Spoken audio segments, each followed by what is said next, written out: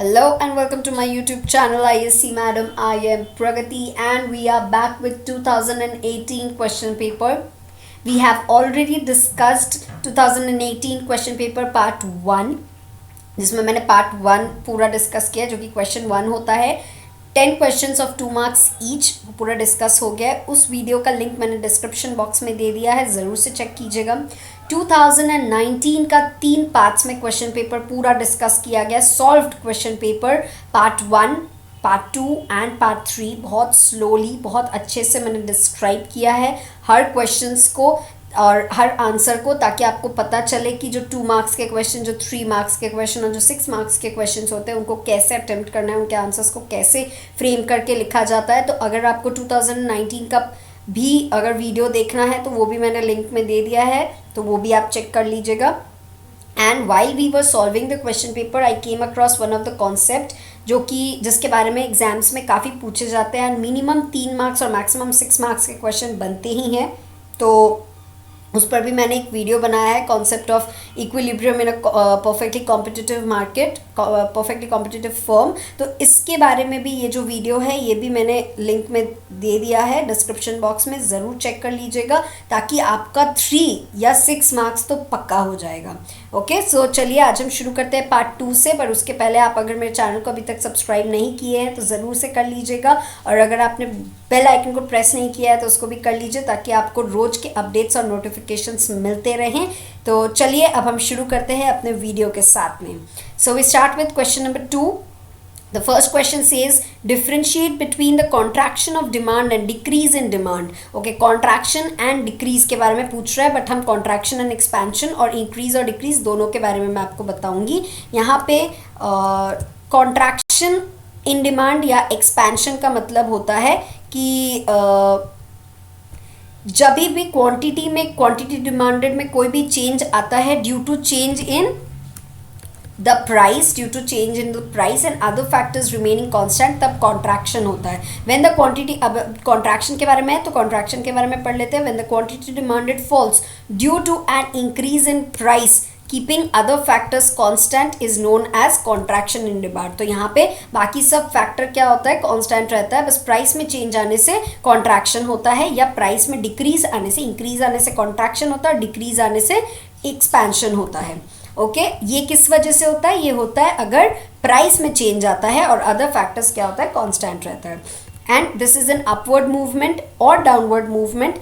And ये कैसा होता है इसका डायग्राम, यहाँ पे एक ही डिमांड कर्व होता है, उसी में या तो ऊपर मूव करता है या तो फिर नीचे मूव करता है, डिपेंडिंग कि एक्सपेंशन है कि contraction. Okay, next is increase और डिक्रीज। इंक्रीज और डिक्रीज में क्या होता है, जब डिमांड कर्व में चेंज आता है due to the change in the other factors where price remains constant। तो बोल रहा है when demand falls due to an unfavorable change in other factors at the same price it is known as decrease in demand। तो यहाँ पे क्या होता है, यहाँ पे leftward shift या rightward shift होता है। जब increase होता है तब हो जाता है rightward shift, और जब decrease होता है तब हो जाता है leftward shift। क्लियर? तो ये occurs due to unfavorable change in the factors जैसे कि वो income of the consumer, price of the related goods, consumers expectations, ये सारी चीज़ों की वजह से अगर चेंजेस होता है तो फिर हो जाता है, शिफ्ट हो जाता है कर्व में, या इंक्रीज या डिक्रीज इन कर्व होता है। ओके, सो ये देखिए यहाँ पे डिमांड कर्व क्या हो रहा है, D से D1। बिकॉज डिक्रीज पूछा है तो क्या हो रहा है, डिक्रीज पूछने से लेफ्टवर्ड शिफ्ट होता है और इंक्रीज होने से राइटवर्ड शिफ्ट होता, तब वो D से D1 हो जाता, यहाँ से यहाँ शिफ्ट हो जाता। It would have gone from your to your. फिर ये कर्व किधर आता है, इधर आता है, इधर कर्व आता, फिर ये डिमांड कर्व इधर होता। ठीक है, तो ये जो D2 लिखा है मैंने, तो D1 के जगह अगर ये इंक्रीज होता तो डिमांड कर्व इस साइड शिफ्ट करता, और इंक्रीज डिक्रीज है इसीलिए डिमांड कर्व इस साइड शिफ्ट कर रहा है। क्लियर? ओके, नेक्स्ट पूछ रहा है कि लॉ ऑफ सप्लाई लेबर के बारे में। नेक्स्ट क्वेश्चन, इसमें 3 मार्क्स था, आपको डिफरेंस लिखने ही पड़ेंगे, और यहाँ पे बिकॉज दे हैव मेंशन कि यूज डायग्राम, तो आपको डायग्राम ड्रॉ करना पड़ा। और अगर बाय चांस ऐसा नहीं बोलता, अगर इतना स्पेसिफाई नहीं करे ये लोग, तो भी आप वन ऑफ द डिफरेंस में डायग्राम ज़रूर बना के आइएगा, that will fetch you full marks. Okay, question number B, the supply curve of a labour is an exception to the law of supply, justify the statement using a diagram. So law of supply के बारे में बोल रहा है, जहाँ पे exception to the law of supply जो labour supply है, यहाँ पे लॉ ऑफ सप्लाई वर्क नहीं करता. The law of supply is not applicable in case of labour supply. ये आपको लिखना है, फिर आपको एक्सप्लेन करना है ऐसा क्यों. If the wage rate raises then at after a certain level labor supply fall in order to have more leisure. The supply curve in such a situation is backward bending. तो ये कारण है कि law of supply hold नहीं करता. अब क्या करोगे, अब आप डायग्राम ड्रॉ करोगे. दिस इज हाउ, ये एग्जैक्ट डायग्राम आपके बुक में दिया हुआ है. इस डायग्राम को ड्रॉ करोगे. मेक श्योर करो कि आप सब कुछ को लेबल करो. आप क्योंकि लेबल किए हो तो लेबल करके आपको उसको एक्सप्लेन करना है कि LS stands for what, W1 stands for what, WC stands for what, L0 L1 stands for what, सब आपको यहाँ पे लिखना पड़ेगा. See in this figure LS is backward bending supply curve, WC is critical wage rate, L1 is total labour supply. However उसके बाद आपको explain करना है when the wage rate starts rising above WC, the supply of labor will be reduced. At W1 wage rate, the labor supply will fall from L1 to L0. This is because after giving a considerable amount of labor, individual labor will prefer leisure at a very high wage rate. तो इसी चीज़ को ही वो लोग, ये जो लिखा है इसी को इन लोग अच्छे से एक्सप्लेन किया है with the help of a diagram. This will fetch you full 3 marks. ये आपको पूरा 3 मार्क्स देगा. डायग्राम के साथ explanation. Okay, then next question जो है, state the law of equi marginal utility and explain how the consumer will attain equilibrium. ये question मैंने देखा, इसमें थोड़ा सा गड़बड़ है आपके, तो ये वाला क्वेश्चन मैं आपसे बाद में either at the end of this video और maybe tomorrow when we are starting the rest part of the part 2 question, तब मैं आपसे ये वाला क्वेश्चन एक्सप्लेन करके अच्छे से लेकर आऊँगी. मैं अलग से I have to write this up and I have to show it to you, because ये वाला जो है यहाँ पे थोड़ा सा रॉन्ग एक्सप्लेनेशन एंड इसमें जो सम किया हुआ है ये थोड़ा सा गड़बड़ है. सो आई वुड प्रेफर कि I would do this for you personally and show it to you. Okay, so will just skip this for a moment and move on to question number 3.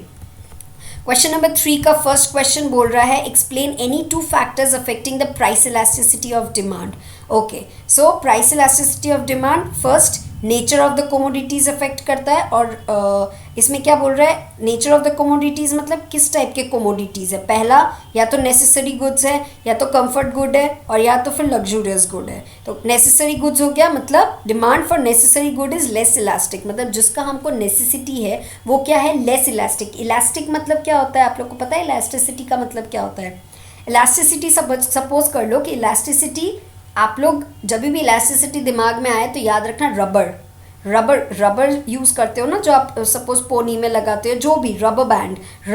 If you stretch a rubber band, जितना खींचोगे वो उतना बड़ा होता जाएगा, right. जितना खींचोगे वो उतना बड़ा होता जाएगा. तो मोर इलास्टिक मीन्स ज़्यादा खींच रहे हो ज़्यादा बढ़ रहा है, राइट. और लेस इलास्टिक मीन्स चाहे जितना ही खींच लो नहीं बढ़ रहा है. इसका मतलब आप चाहे कुछ भी कर लो, उसका प्राइस क्या होता है, जी हाँ, उसका प्राइस चाहे कुछ भी हो, उसका डिमांड बढ़ता नहीं है. चाहे उसका प्राइस कितना ही आप बढ़ा लो, पर डिमांड वैसे का वैसा ही रहता है. समझ में आया. तो that is what is known as less elastic. Necessary goods में क्या होता है, जैसे कि नमक. अब आप उसका प्राइस कितना भी बढ़े घटे, नमक तो आपको खरीदना ही है. Where will you go without the नमक, that means it is less elastic. Demand for necessary goods is less elastic. Without these commodities we can't think of our existence. We can't think of our existence. Whatever may be the price, demand for necessaries remain stable. तो क्या बोल रहा है कि चाहे आप price कितना ही कुछ कर लो, प्राइस के साथ खिलवाड़ कर लो आप, पर अगर वो नेसेसरी गुड है तो उसका डिमांड पे ज़्यादा अफेक्ट नहीं पड़ता है. जैसे कि मैंने आपको बहुत अच्छा एग्जाम्पल दिया, नमक. चाहे नमक का प्राइस आप कुछ भी कर लो, क्या नमक का प्राइस आप बढ़ा दोगे तो क्या आप उसको खरीदना बंद कर दोगे. आपके पास कोई अदर ऑप्शन है नमक के अलावा, क्योंकि वो मेरा नेसेसरी गुड है. इसीलिए this is necessary goods are less elastic. Necessary goods का डिमांड जो होता है वो लेस इलास्टिक होता है. कंफर्ट का क्या होता है, price elasticity for comfort is unitary elastic और equiproportionate change in price and demand. दोनों साथ एक अमाउंट से बढ़ते हैं और एक ही अमाउंट से डिमांड भी बढ़ता है, मतलब डिपेंड करता है, एकदम इक्वल अमाउंट पे ये लोग बढ़ते और घटते हैं, दैट इज यूनिटरी इलास्टिक। और लग्जूरियस गुड क्या होता है, मोर इलास्टिक, प्राइस बढ़ेगा तो डिमांड क्या कर देंगे, वो लोग ज़्यादा नहीं खरीदेंगे क्योंकि उनके पास ऑप्शन ज़्यादा रहेगा। और लग्जरीज गुड है, अरे बहुत लोग हैं जो लोग एसी के बिना भी रहते हैं,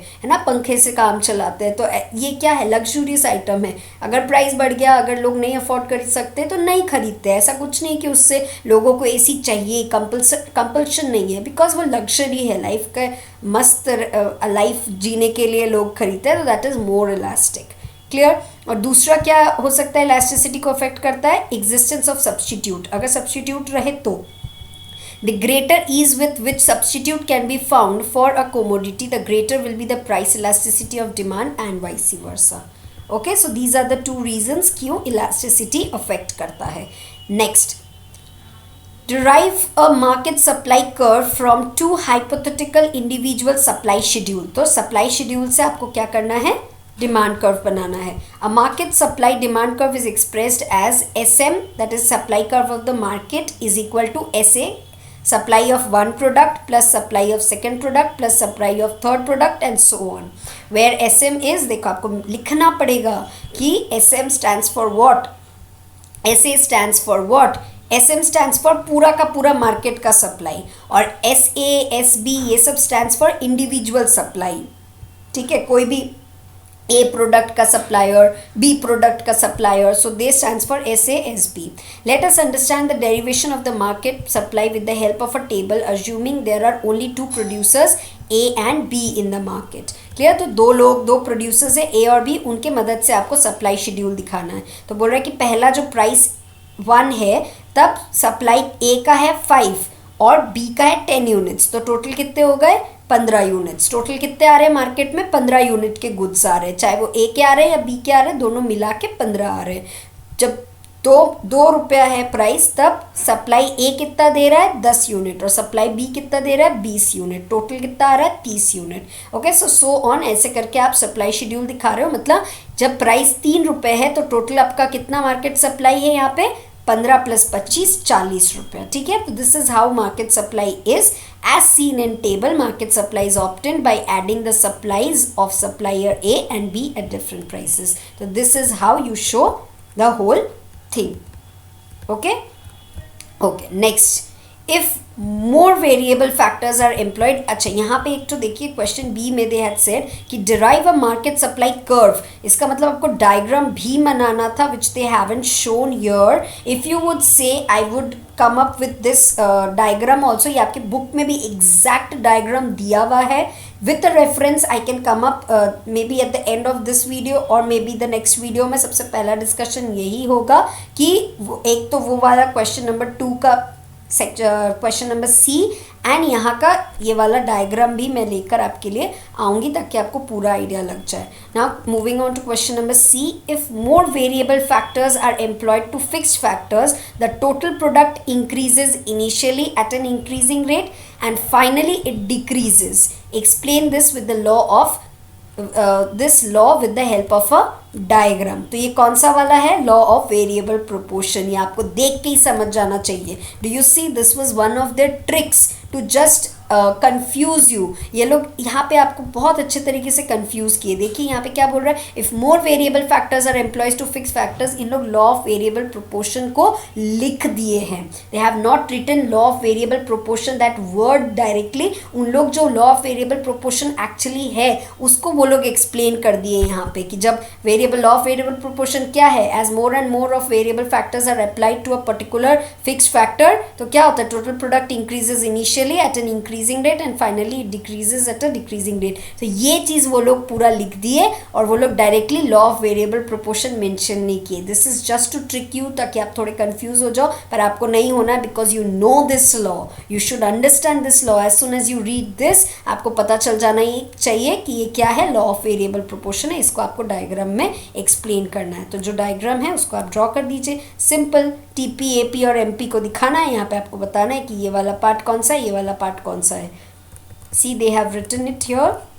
This phenomena is explained by the law of variable proportion, which states that as we increase the quantity. अच्छा, you must be thinking कि ये लोग इतना क्यों लिखे हैं.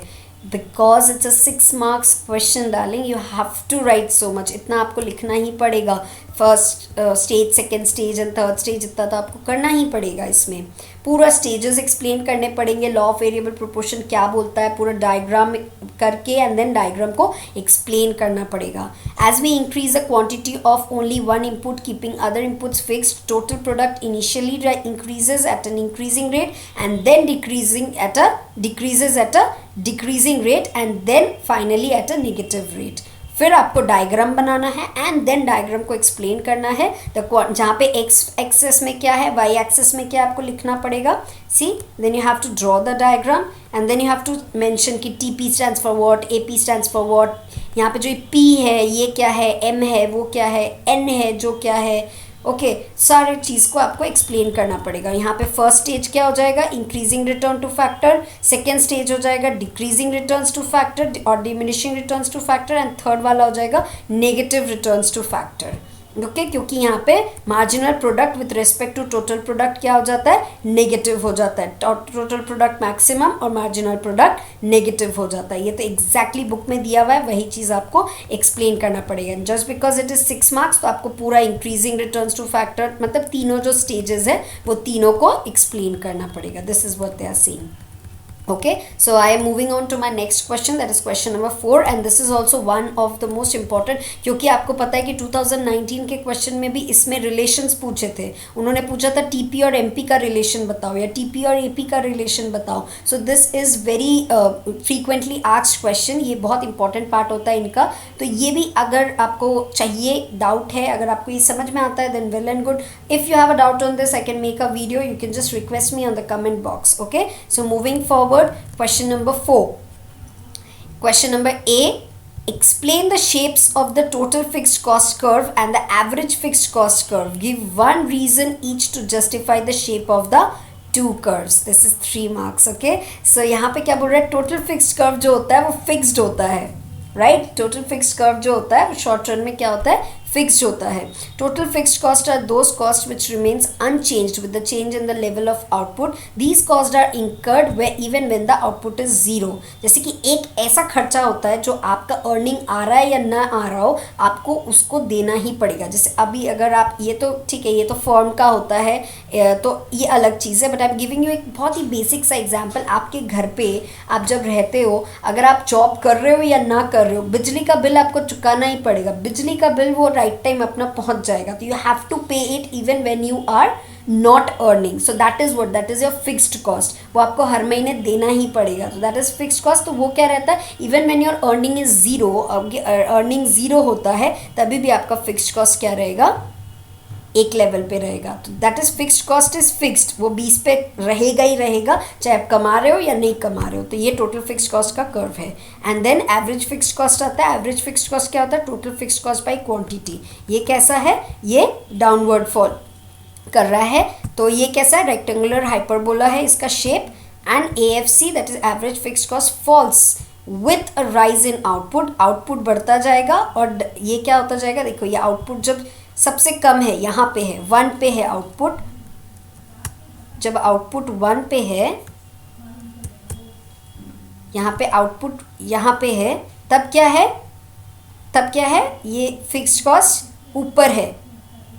ठीक है, जैसे जैसे आप देखिए आउटपुट बढ़ रहा है. अब क्या था, पहले आउटपुट इतना दूर तक था, अब आउटपुट कितना दूर तक है, इतना दूर तक है. तो अब देखिए एवरेज फिक्स्ड कॉस्ट क्या हुआ, गिर गया. नेक्स्ट हम लोग यहाँ पे आते हैं, इस लेवल पे क्या है, एवरेज, यहाँ पे आउटपुट और बढ़ गया, यहाँ पे आउटपुट 4 पे आ गया. जब आउटपुट 4 पे आया तो एवरेज फिक्स कॉस्ट और गिर गया. तो जैसे जैसे आउटपुट बढ़ता जा रहा है, यहाँ पे आउटपुट 5 पे आ गया. तो आउटपुट 5 पे आया तो ये कहाँ पे आ गया, ये नीचे गिर के, ये पहले 1 पे था, है ना, ये क्या आ गया, नीचे आते जा रहा है, ये इस लेवल तक पहुँच गया. ये देखिए इस लेवल तक पहुंच गया. ये पहले इस लेवल पे था, फिर ये इस लेवल पे आ गया. So this is how it is working. तो जैसे जैसे आउटपुट बढ़ रहा है, एवरेज फिक्स्ड कॉस्ट क्या हो रहा है, गिरता चला जा रहा है. एवरेज फिक्स्ड कॉस्ट गिरता चला जा रहा है. That is what they are saying, कि जब जब आउटपुट इंक्रीज हो रहा है, constant TFC is divided by increasing output. AFC curve is rectangular hyperbola, that is area under AFC curves remains same as different points. Clear? ये समझ में आ गया. Moving on to question number B. Question number B, explain the concept of maximum price legislation with the help of a diagram. Maximum price legislation और price ceiling, आप लोग पढ़े होंगे price ceiling और प्राइस फ्लोरिंग, दो है, दोनों के बारे में पढ़ना है. To fixing maximum price of a commodity. Ceiling मतलब क्या होता है? Top most. सीलिंग कहाँ होता है? ऊपर. ऊपर के बारे में बात कर रहा है. सीलिंग मतलब सीलिंग फैन कहाँ होता है? ऊपर में होता है. जो आपका रूम का जो टॉप मोस्ट पोर्शन है उसको सीलिंग बोलते हैं. फ्लोर क्या हो गया? Down most. तो ये हो जाता है अपमोस्ट जो होता है, इसीलिए सीलिंग. इसलिए मैक्सिमम प्राइस एक अगर सेट कर दिया जाए कोई कोमोडिटी का तो उसको बोलते हैं प्राइस सीलिंग. तो इसमें बोल रहा है to fixing the maximum price of a commodity at a lower level lower than equilibrium price. The ceiling is normally imposed on goods of mass consumption like wheat, rice, sugar, etc. In the diagram, demand curve DD and supply curve SS of wheat intersects each other at point E, and as a result the equilibrium of OP is determined. तो क्या बोल रहा है यहाँ पे? Diagram देखिए, जहाँ पे ये दोनों मिक्स, जहाँ पे ये डिमांड कर्व और ये सप्लाई कर्व दोनों जहाँ पे मीट कर रहा है वो इक्विलिब्रियम पॉइंट हो जाता है, और इक्विलिब्रियम पॉइंट के नीचे हो जाता है सीलिंग. ठीक है, this is price ceiling. P1 पे हो जाता है प्राइस सीलिंग. यहाँ पे क्या है? एक्सेस डिमांड हो जाता है due to shortage of the commodity. Okay, so यहाँ पे क्या बोल रहा है? Suppose the equilibrium price OP is very high. Suppose OP is very high. O कहाँ है और P कहाँ है? ये रहा P. ओके, सो यहाँ पे अगर OP is very high and many poor people are unable to afford wheat at this price. So as wheat is an essential commodity, the government interferes and fixes the maximum price at OP1, which is less than the equilibrium price OP. At this controlled price OP1, the quantity demanded exceeds the quantity supplied. This is a case of excess demand. Excess demand may lead to black marketing or hoarding. तो क्या हो जाता है? यहाँ पे government interference आता है, because government देख रही है कि ये जो प्राइस है ना P, यहाँ पे जो ये प्राइस है P, दिस P प्राइस, यहाँ पे बहुत लोग खरीद नहीं पा रहे हैं क्योंकि वीट का प्राइस बहुत बढ़ गया है, लोग नहीं खरीद पा रहे. तो गवर्नमेंट उनका सोचती है, जो लोग गरीब लोग हैं, पुअर पीपल, तो वो क्या करती है? Wheat is an essential commodity. Wheat तो सबको चाहिए, हर इंसान को आटा चाहिए, चाहे वो गरीब हो या अमीर हो. तो गवर्नमेंट क्या करेगी? गवर्नमेंट यहाँ पे इंटरफेयर करेगी और एक प्राइस फिक्स करेगी जो कि इक्विलिब्रियम प्राइस से नीचे होता है. ये हो जाता है प्राइस सीलिंग. ठीक है, eight OP1.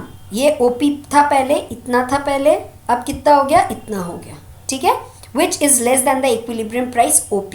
Right, at this control price the quantity demanded exceeds the quantity supply. यहाँ पे देखिए क्या हो जा रहा है? यहाँ पे पहले इतना था क्वांटिटी डिमांडेड एंड इतना था एकदम इक्विलिब्रियम पॉइंट पे. ये देखिए, डिमांड और सप्लाई एक दूसरे को इक्वल जहाँ पे है उसको इक्विलिब्रियम पॉइंट माना गया है. पर यहाँ पे क्या हो रहा है? यहाँ पे सप्लाई तो यहीं तक है और डिमांड कितना है? इतना ज़्यादा डिमांड है.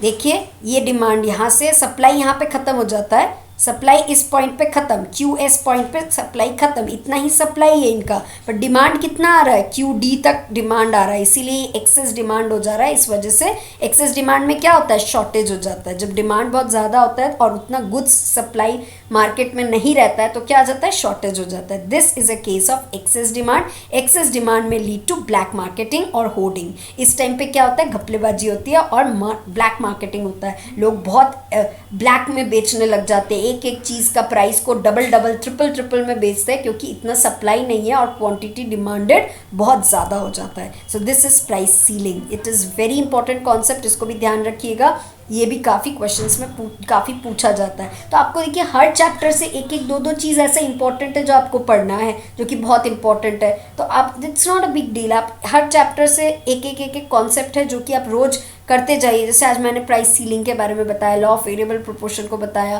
तो जैसे कि मैंने आपको बताया अपने स्टडी मंत्रा के बारे में बताया था उस वीडियो में कि आप एक एक दो दो कॉन्सेप्ट करिए। तो आज आप ये दोनों कॉन्सेप्ट कर लीजिए, प्राइस सीलिंग क्या है और प्राइस फ्लोरिंग क्या है, और साथ में कर लीजिए लॉ ऑफ वेरिएबल प्रोपोर्शन। दो चैप्टर में से दो इंपॉर्टेंट टॉपिक्स आपने ऑलरेडी कवर अप कर लिए। There is your plus point, that's the fun of solving the questions here, ताकि आपको आइडिया लग जाए कि नहीं मैम ने बोला है कि ये वाला टॉपिक इंपॉर्टेंट है, चलो आज यही वाला कॉन्सेप्ट कर लिया जाए। तो क्वेश्चन पेपर करते जाइए, एक एक कॉन्सेप्ट भी साथ में करते जाइए, आपका एकदम बढ़िया प्रिपरेशन हो जाएगा, right. So moving on to question number C. Question number C says, wait, okay, question number C says explain any 4 features of perfect competition. एकदम इजी और ये एकदम डायरेक्टली क्वेश्चन में दिया हुआ है। फीचर्स ऑफ परफेक्ट कंपटीशन, इसमें perfect competition, monopoly, monopolistic, oligopoly, ये सारे हैं। मोनोपोली में सिर्फ मीनिंग है, बाकी सबका फीचर्स भी है। तो परफेक्ट कंपटीशन का फीचर्स है, तो ये देख लीजिए यहाँ पे क्या है। तो होमोजीनियस प्रोडक्ट होता है, ऑलमोस्ट सेम प्रोडक्ट होते हैं सबके, और entry and exit, free entry exit होता है इनका, कभी भी कोई भी आ सकता है और कभी भी छोड़ सकता है। लार्ज नंबर ऑफ बायर्स होते हैं और लार्ज नंबर ऑफ सेलर्स होते हैं। ये तो डायरेक्टली बुक से दिया हुआ है, so you can see and you will have to remember this point that you will have to explain this. ये 6 मार्क्स का है मैं मानती हूँ, बट 6 मार्क्स हो या 3 मार्क्स हो या 2 मार्क्स हो, आई डोंट केयर। अगर 2 पॉइंट्स भी लिख रहे हो तो ये जो अंदर का एक्सप्लेनेशन है ना, ये आपको थोड़ा सा देना पड़ेगा। आप बुक से रट के मत दो। आई एम नॉट सेइंग कि मैम कितना रटे, रटना नहीं है। ये चीज़ एंट्री एग्जिट पता है तो अंदर बना के थोड़ा बहुत खुद ही लिख दो कि यहाँ पे एंट्री एग्जिट, यहाँ पे आप कभी भी एंटर कर सकते हो and you can leave the industry whenever you wish to. तो ये वाला फ्रीडम होता है इसमें, and that is why. And और इसमें इन लोग क्या कर सकते हैं, they can earn super normal profits, they can also earn losses here. तो कुछ भी आप थोड़े 2-3 लाइन जो आप परफेक्ट कंपटीशन के बारे में जानते हो और इस पॉइंट के बारे में जानते हो, आप लिख दो। You know this point, you can make it up on your own. So make sure कि आप अंदर में थोड़ा सा एक्सप्लेनेशन ज़रूर से दो।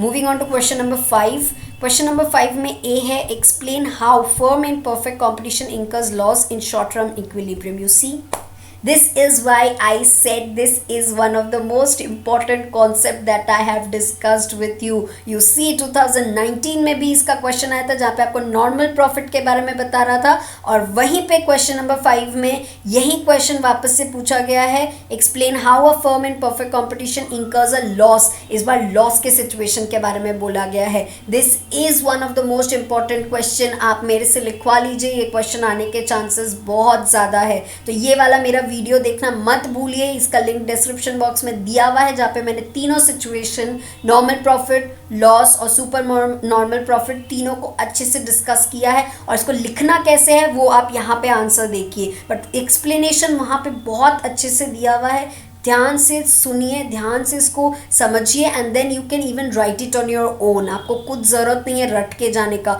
ये बहुत इंपॉर्टेंट कॉन्सेप्ट है। I am telling you time and again, so ज़रूर देखिएगा। अभी देखिए, firm can incur a loss in short run when price is lower than SSC curve but greater than AVC curve. तो क्या होता है, एसएससी कर्व से कम बट एवीसी से ज़्यादा होता है। एवीसी मतलब एवरेज वेरिएबल कॉस्ट, मतलब रोज के खर्चे भी अगर नहीं उठा पा रहे हो तो उसके बाद तो कंपनी डूबनी है। पर क्योंकि ये एसएससीज के नीचे है, कॉस्ट के नीचे है, और रेवेन्यू क्या है, कम है और कॉस्ट ज़्यादा है, इसका मतलब रेवेन्यू कम, मतलब आप अर्न कम कर पा रहे हो और आपके खर्चे ज़्यादा हो रहे हैं, दैट मीन्स लॉस है। तो ये वाला चीज़ आपको डायग्राम में रिप्रेजेंट करना पड़ेगा। आपके बुक में बहुत अच्छे से डायग्राम दिया हुआ है, एंड हियर भी, इधर भी ये राइट डायग्राम है, आप इसमें से भी देख सकते हो। यहाँ पे जो प्राइस है, प्राइस ये वाला P2 जो लिखा हुआ है, AR इक्वल्स MR है, तो ये हो गया हमारा एवरेज रेवेन्यू और मार्जिनल रेवेन्यू वाला कर्व, और इसके साथ में एवरेज कॉस्ट कर्व देखा जाए तो वो ऊपर में है। तो इसका मतलब एवरेज कॉस्ट ज़्यादा लग रहा है, हमारे रेवेन्यू से कॉस्ट ज़्यादा लग रहा है, हम लोग जितना अर्न नहीं कर ले, इसीलिए यहाँ पे ये लॉस सिचुएशन हो जा रहा है। यहाँ पे आपको फिर लिखना पड़ेगा कि ये इक्विलिब्रियम पॉइंट है, ये इक्विलिब्रियम प्राइस है, ये इक्विलिब्रियम आउटपुट है। और क्योंकि यहाँ पे जिस पॉइंट पे एसएससी कर्व एवीसी से मीट करता है वो पॉइंट बन जाता है equilibrium point. See, this is the equilibrium point, क्योंकि ये एआर कर्व और एमसी कर्व, एमआर और एमसी कर्व इस पॉइंट पे मिल रहे हैं, they are meeting at this point. इस पॉइंट पे ये लोग मिल रहे हैं। मैंने क्या बोला था, इक्विलिब्रियम पॉइंट कब होता है, जब MR equals MC and where MC cuts MR from below. तो यहाँ पे देखिए एमसी, ये MR कर्व है, this is the MR curve, यहाँ पे MC कर्व कट कर रहा है इसको बिलो से, और यहाँ पे MR इक्वल्स MC हो रहा है इस पॉइंट पे, therefore this is the equilibrium point, और इसी लेवल पे आउटपुट होगा, मतलब आप कितना आउटपुट करोगे इतना आउटपुट होगा, ठीक है। इक्विलिब्रियम पॉइंट जो आता है वहीं तक आपका आउटपुट होता है, तो ये हो गया।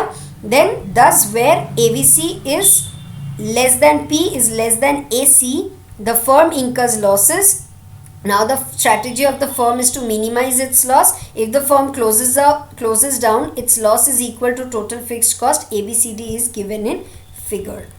Okay, so that's it. इसका एक्सप्लेनेशन अगर आपको देखना है तो इस वीडियो का लिंक भी मैंने डिस्क्रिप्शन बॉक्स में दे दिया है, ज़रूर से देखिएगा। Question number B, discuss how price of related goods affect the demand for a commodity. Price of related goods क्या होता है? Substitute goods and complementary goods. इसके वजह से कैसे डिमांड कैसे अफेक्ट होता है? सब्सटीट्यूट गुड्स और complementary good. A change in the price of substitute goods directly affect the demand for a given commodity. When the price of substitute goods rises, demand for the commodity goods also for the given good commodity also rises. तो ये कैसे?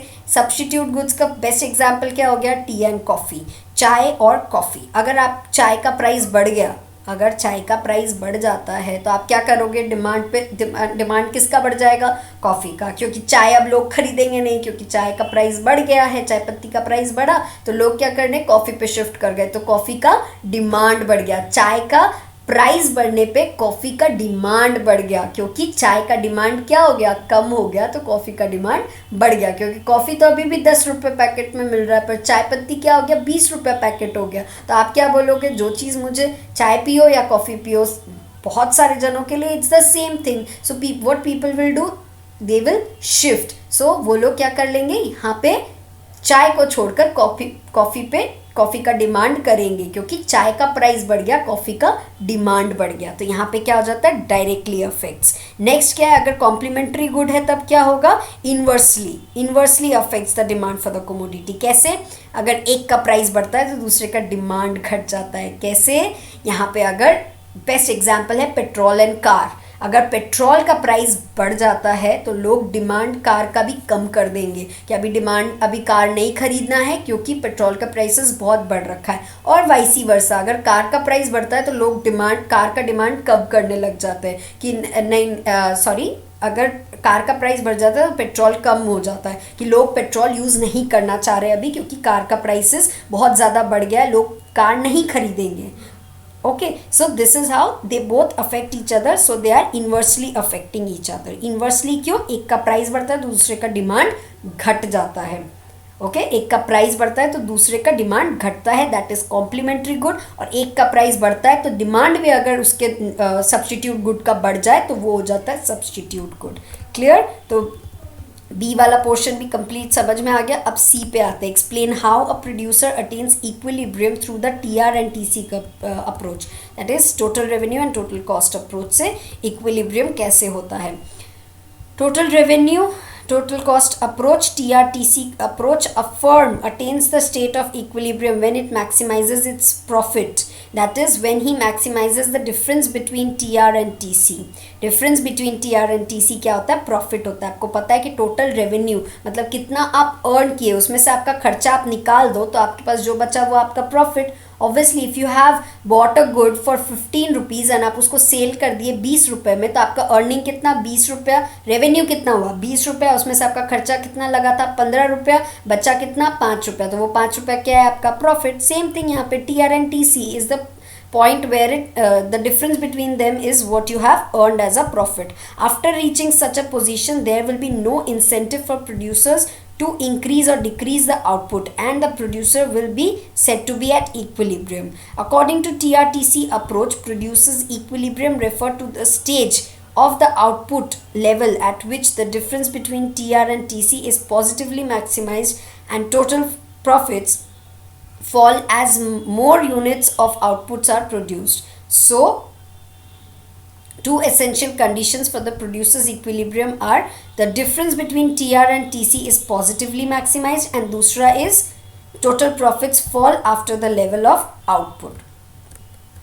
Okay, when price remains same at all output levels, like in case of perfect competition, each producer aims to produce that level of output at which he can earn maximum profit. That is when the difference between TR and TC is maximum.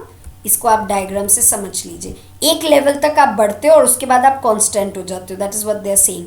देखो यहाँ पे price कितना है, 10 है. Revenue कितना है, 0 है.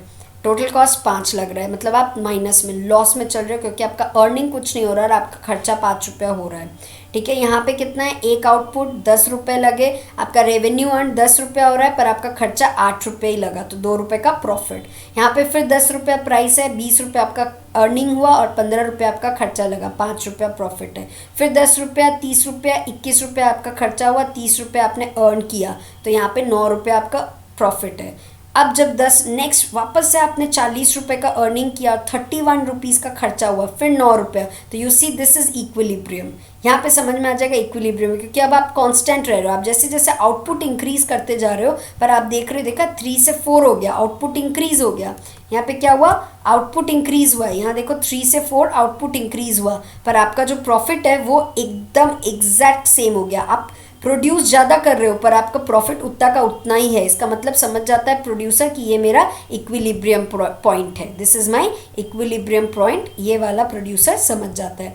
फिर जब वो 5 पे आता है तो उसका 50 हो जाता है रेवेन्यू और 42 हो जाता है उसका कॉस्ट, और उसका प्रॉफिट हो जाता है 8. अब क्या है, अब प्रॉफिट कम होने लग जाता है विथ इंक्रीज इन आउटपुट. तो इसमें क्या बोल रहा है, पहले प्रॉफिट राइज करता है विथ इंक्रीज इन आउटपुट. जैसे जैसे प्रॉफिट, जैसे जैसे आउटपुट बढ़ा रहे हो, आपका प्रॉफिट भी क्या हो रहा है, बढ़ता चला जा रहा है. पहले आप नेगेटिव में थे, अब आप 2 में आए, अब आप 5 में आए, फिर आप 9 में आए. तो आप देख रहे हो कि प्रॉफिट आउटपुट के साथ साथ प्रॉफिट बढ़ रहा है. फिर एक लेवल पे आते हैं जब आपका प्रॉफिट कॉन्स्टेंट हो जाता है, आपका प्रॉफिट 9 के 9 पे अटका रह जाता है. फिर आप देख रहे हो कि नेक्स्ट आप जब प्रोड्यूस करें, एक लेवल के बाद जब आप प्रोड्यूस कर रहे हो, तो आप देखोगे कि अब मेरा प्रॉफिट गिरने लग गया है. तो this is TRTC approach according to the table the maximum. अब आपको ये टेबल बना के आपको क्या करना है, इसको पूरा एक्सप्लेन करना पड़ेगा. Why do you have to explain, इतना आप बोलोगे कि मैम इतना क्यों, the reason being this is 6 marks. आपको पूरा एक्सप्लेनेशन देना पड़ेगा ऑफ TRTC अप्रोच. अंडरस्टूड. यहाँ पे आपको पूरा लिखना पड़ेगा. यहाँ पे 9 तक क्या हो रहा है, 9 तक आपका प्रॉफिट इंक्रीज हो रहा है विद इंक्रीज इन आउटपुट. फिर आपका 9 में स्टेबिलिटी आ रहा है, एंड देन आपका प्राइस में फिर आपका प्रॉफिट फॉल होता चला जा रहा है as the output increases. In figure produces equilibrium will be determined at OQ level. फिर आप देखो डायग्राम भी दिखा रहे हो, ये TC कर्व है and then this is TR curve. TR curve straight line है, बट TC कर्व एक ऐसा वाला है जहाँ पे आपका मैक्सिमम प्रॉफिट यहाँ पे दिखाया गया है H और G के बीच में. क्लियर. तो ये चीज़ आपको पूरा एक्सप्लेन करना पड़ेगा डायग्राम के साथ में. तो आपको यहाँ पे एक टेबल बनाना है, डायग्राम से एक्सप्लेन करना है, और थोड़ा सा TRTC अप्रोच के बारे में बताना है, और ये भी बताना है कि उनका कंडीशंस फॉर इक्विलिब्रियम क्या है. There are 2 essential conditions for equilibrium. पहले आपको ये मेंशन करना है, देन आपको वो टेबल से एक्सप्लेन करना है, and then you have to show it with the help of the diagram. If it is 6 marks, तो this is how the marks you will get. यहाँ पे आपको 2 मार्क्स मिलेंगे ये पैराग्राफ लिखने का, फिर आपको 2 मार्क्स मिलेगा ये टेबल बना के एक्सप्लेन करने का, एंड 2 मार्क्स रहेगा for this diagram and the explanation of the same. Clear. अब क्वेश्चन नंबर 6, 7, 8 और 9 हम लोग नेक्स्ट क्लास में करेंगे. आई होप कि यहाँ तक आपको बिल्कुल अच्छे से समझ में आ गया होगा. अगर आपके मन में कोई भी डाउट है, कोई भी कॉन्सेप्ट करने में आपको प्रॉब्लम हो रहा है, तो you can ask me any time. Do write it in the comment box and I will get back to you with a video, ताकि आपको अच्छे से वीडियो समझ में आ जाए. Okay, thank you so very much and bye bye.